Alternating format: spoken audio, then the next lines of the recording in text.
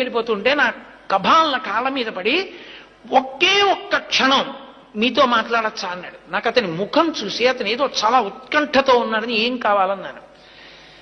మీరు చెప్పినంత నమ్మకంతో నిలబడితే వెంకటేశ్వరుడు పిలుస్తాడా దర్శనానికి అన్నాడు.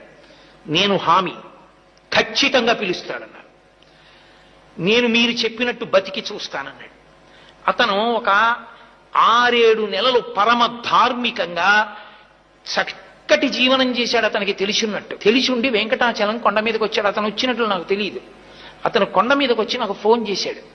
ఏమని ఫోన్ చేశాడంటే, నేను కొండ మీదకి వచ్చాను, మహాలఘు దర్శనం జరుగుతోంది, నిన్ను నమ్మి ధర్మాన్ని పట్టుకున్నాను, గురువుగారు చెప్పారు ధర్మం పట్టుకుంటే నువ్వు దగ్గరికి తీసుకుంటా ఉన్నారు, నన్ను కూడా తోసేస్తారా, నన్ను దగ్గరికి రానివ్వవా, నువ్వు నన్ను దగ్గరికి రానివ్వకపోతే ఇక నా శేష జీవితంలో ధర్మం పట్టుకోను,